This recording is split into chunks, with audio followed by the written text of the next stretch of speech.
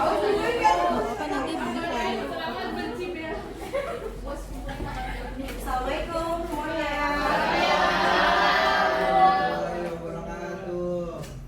Sebelum mulai kita siapin dulu aja kali ya buat ketua kelasnya. Boleh? Sabrina? Bersiap. Doa menurut kepercayaan masing-masing. Berdoa mulai. Berdoa selesai. Memberi salam. Assalamualaikum warahmatullahi wabarakatuh. Waalaikumsalam warahmatullahi wabarakatuh. Ada yang tidak hadir hari ini atau hadir semua? Hadir. Oh ya. Alhamdulillah. Oke, jadi hari ini kita akan belajar mengenai bentuk-bentuk perubahan sosial. Boleh dilanjut? Nah, sebelum kita masuk kepada materi inti kita pada hari ini, saya ingin merimai lagi nih buat pertemuan kemarin. Pertemuan kemarin kan kita udah bahas apa sih perubahan sosial gitu. Ada yang tahu nggak? Ada yang masih inget nggak? Kemarin itu perubahan sosial itu apa? Oke, silakan Desya. Kalau menurut saya perubahan sosial itu perubahan yang terjadi di masyarakat karena mengikuti perkembangan zaman. Ya, betul sekali jawabannya. Perubahan yang terjadi di masyarakat untuk mengikuti perubahan zaman. Ada lagi yang ingin merimai? Oke, kalau gitu kita lanjut ya. Next. Nah, bentuk-bentuk perubahan sosial. Sebelum masuk ke bentuk-bentuknya, ada yang tahu nggak sih? Apa aja bentuk-bentuk dari perubahan sosial? Evolusi. Evolusi, betul. Ada lagi? Revolusi, betul. Ada lagi? Perubahan cepat. Perubahan cepat, betul. Oke, karena ya, kita langsung next aja ya. Nah, coba nih, sebelum kita masuk ke pembahasan intinya, coba kalian cermati dulu dua gambar di depan ini. Dimulai dari yang kiri ya. Coba kalian identifikasi gambar apa sih ini di kiri? Itu gambar apa?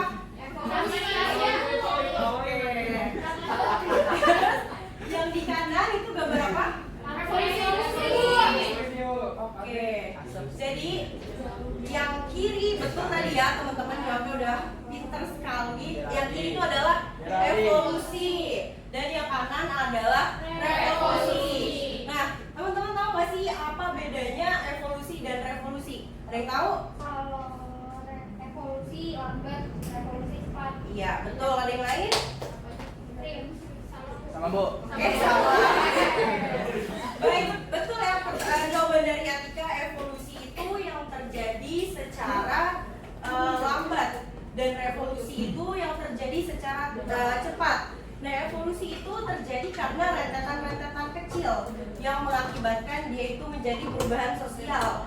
Nah, evolusi ini biasanya terjadi dengan sendirinya atau bisa dibilang tanpa perencanaan. Jadi kayak evolusi ini terjadi untuk menyesuaikan realitas yang ada pada saat ini atau bisa dibilang hukum alam ya. Jadi dia berubah untuk menyesuaikan realitas yang terjadi pada saat ini. Dan gambar sebelah kanan itu betul ya, revolusi.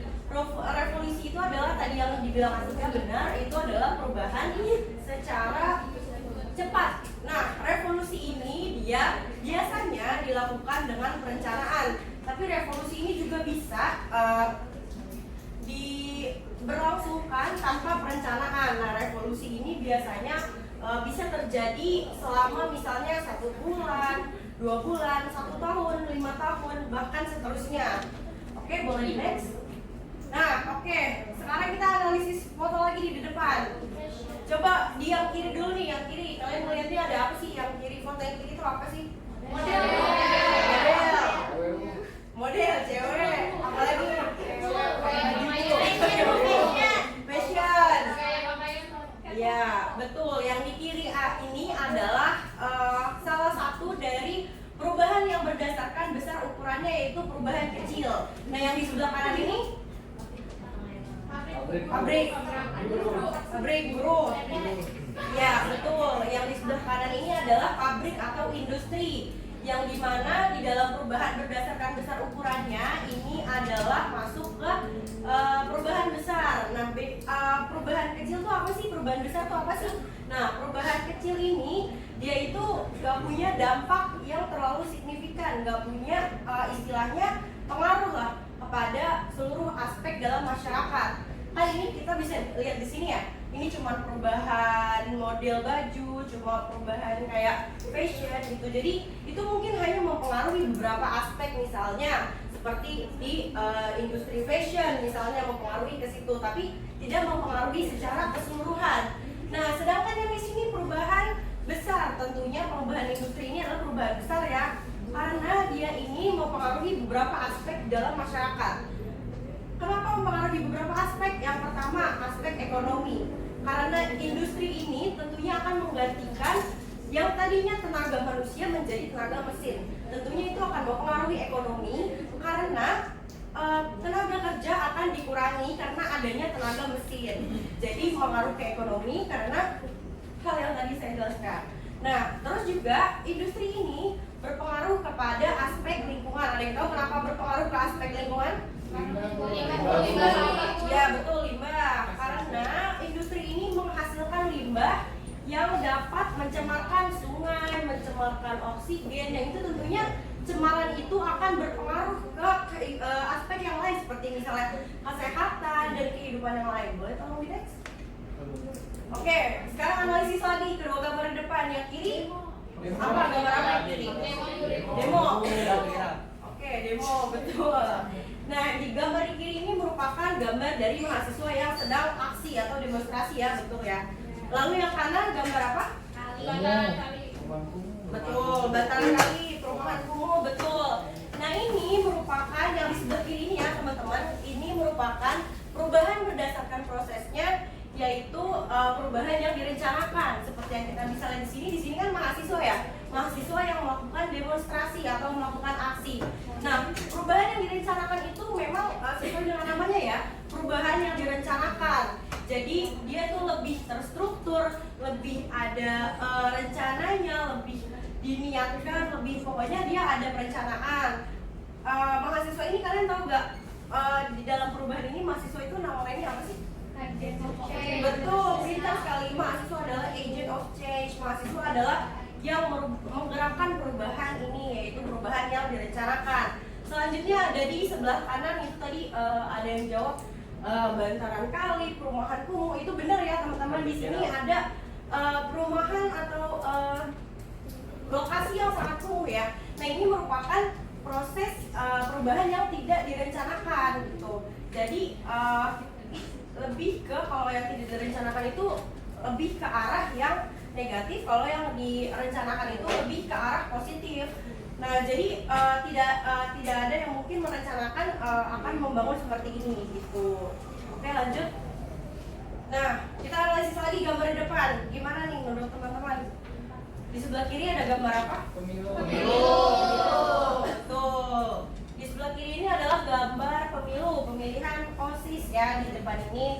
Nah, jadi pemilu ini adalah perubahan berdasarkan sifat perubahannya, yaitu struktural. Nah, perubahan struktural ini adalah sesuai dengan namanya ya teman-teman, perubahan yang terjadi untuk merubah struktur, merubah tatanan-tatanan yang ada di dalam suatu organisasi, suatu negara, seperti itu. Nah, di sebelah kanan ini ada apa? Ya, betul, perkembangan kurikulum di Indonesia. Nah, perkembangan atau perubahan kurikulum di Indonesia ini merupakan perubahan berdasarkan sifat perubahannya, yaitu adalah proses. Jadi perubahan proses ini adalah perubahan yang dilakukan untuk penyesuaian atau penyempurnaan dari perubahan yang sebelumnya. Jadi perubahan ini tidak selalu terjadi. Jadi perubahan ini adalah sifatnya kondisional gitu. Jadi jika diperlukan perubahan, maka akan dilakukan perubahan untuk penyesuaian atau penyempurnaan dari perubahan tersebut. Boleh guys?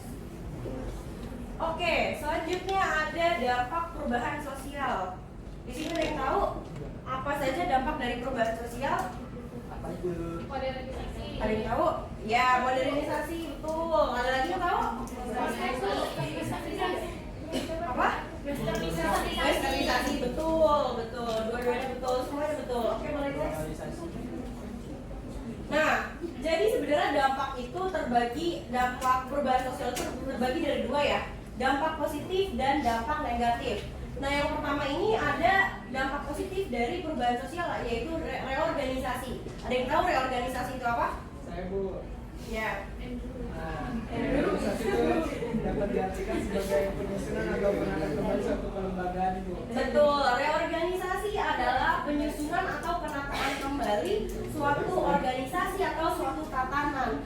Jadi dampaknya itu adalah kalau reorganisasi ini lebih ke yang positif. Jadi pastinya kita di dalam hidup itu, terlebih lagi kita dalam suatu lingkup harus melakukan perubahan gitu kan. Nah, perubahan itu yang sifatnya positif itu adalah reorganisasi. Nah, selanjutnya adalah modernisasi. Ada yang tahu modernisasi itu apa? Oke, Dias. Nah, jadi modernisasi itu merupakan suatu perubahan ya di masyarakat yang dimana mereka itu memperbaiki dirinya gitu dan berusaha untuk mendapatkan sifat, ciri-ciri atau karakteristik yang dimiliki oleh masyarakat yang udah modern. Ya, betul. Modernisasi itu adalah dia tuh menyesuaikan diri dengan segala sifat yang bersifat modern gitu. Jadi segala hal yang modern dia akan menyesuaikan dengan keadaan tersebut. Nah, selanjutnya kesejahteraan masyarakat.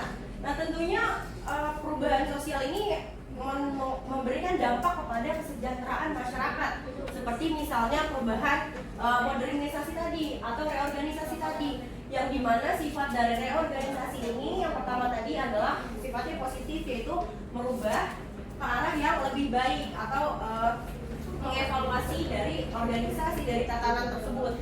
Nah, modernisasi ini bisa menjadi bentuk dari kesejahteraan masyarakat karena modernisasi ini dapat mempermudah, seperti mempermudah komunikasi, mobilitas, dan lain-lain.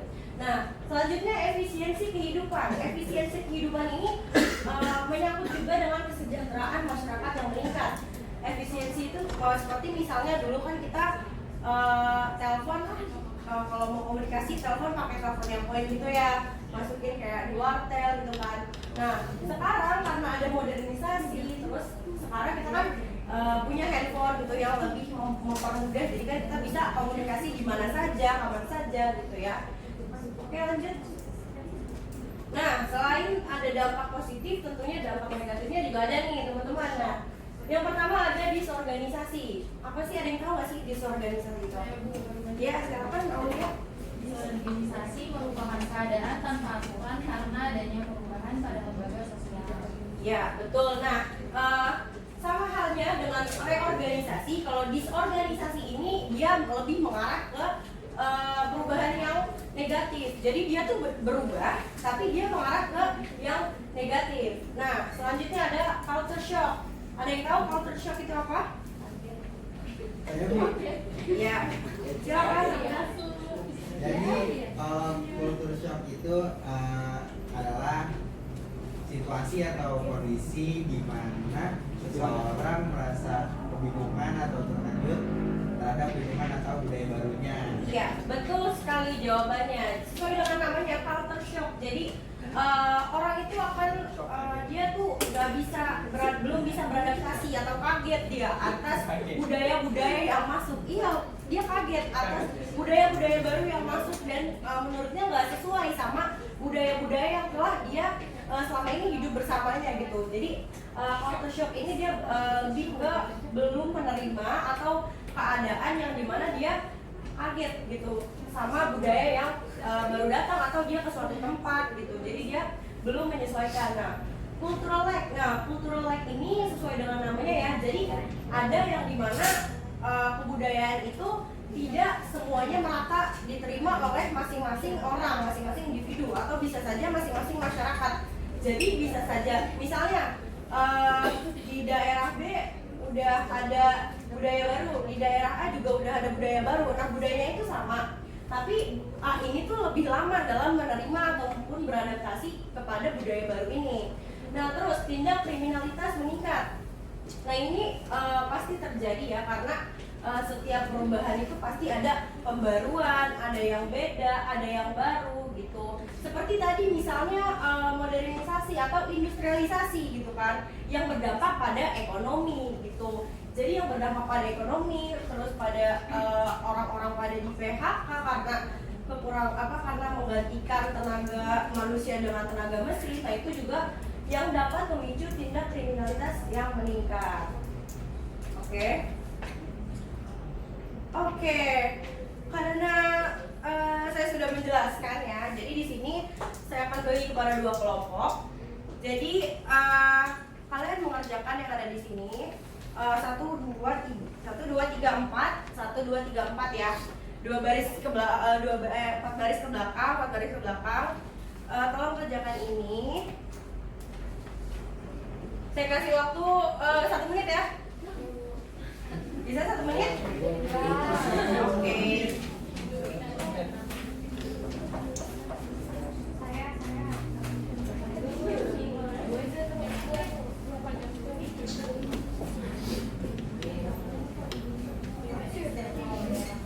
Kamu dong yang dia sih.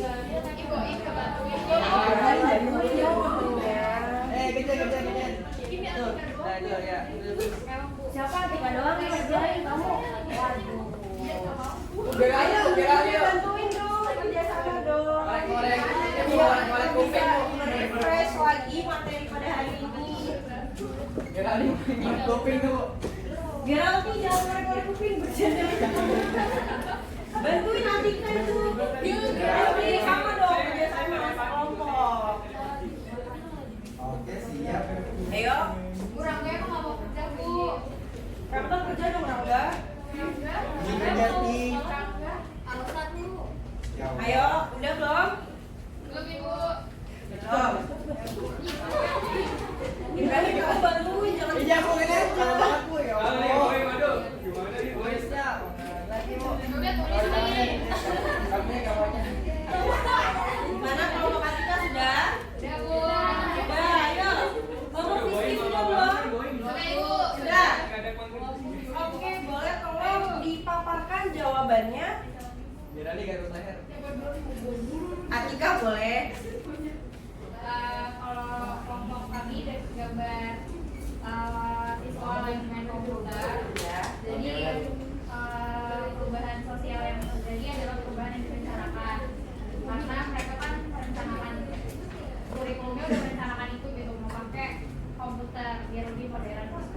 Terus dampaknya ya mereka jadi lebih modernisasi aja tuh, jadi lebih maju. Iya. Oke, tepuk tangan dong untuk kelompok. Bagus sekali jawabannya ya, sesuai dengan gambar. Oke, yang selanjutnya kelompok Rizky, silakan. Jadi kelompok 2 tuh dapat gambar hari Rabu ya para pelajar tuh hari Rabu. Betul, hari Rabu pakai kami Rabu. Betul. bisa aja sah. Lagi kerjain ujian. Nah, Sabtu libur. Gambarnya tuh nunjukin kalau misalnya siswa tuh udah menggunakan teknologi untuk melakukan pembelajaran, di mana terdapat 2 perubahan di dalam gambar yang kita dapat, kelompok 2 dapat, yaitu perubahan yang direncanakan atau pendidikan, dan dampaknya itu ada modernisasi, yaitu mereka kan menggunakan teknologi di sini komputer gitu Bu. Oke, tepuk tangan dong untuk kelompok Rizky. Ya, bagus sekali ya jawaban dari kedua kelompoknya. Jadi betul ya yang dibilang tadi sama kelompok Atika sama kelompok Rizky. Yang ada di gambar ini, kelihatan nggak? Atau enggak? Oke, boleh dilihat di ininya masing-masing ya, papernya masing-masing. Jadi ini merupakan perubahan yang direncanakan, seperti sama halnya dengan mahasiswa yang tadi, agent of change. Jadi ini adalah siswa yang sedang melakukan pembelajaran melalui teknologi, yaitu komputer. Nah, di sini dampak yang terjadi adalah modernisasi, yaitu perkembangan teknologi yang menyesuaikan dengan zaman. Oke, baiklah. Sebelum saya menutup kelas pada hari ini, adakah yang ingin memberikan kesimpulan? Adakah yang ingin memberikan kesimpulan? Geraldi, Bu, Geraldi. Ayo, ada nggak? Tunjuk aja, tunjuk, Bu, tunjuk. Baiklah, kalau tidak ada, nanti dibaca ulang lagi ya materinya tentang bentuk-bentuk dari perubahan sosial. Oke. sebelum ditutup, boleh silakan ketua kelas untuk menyiapkan. Siap.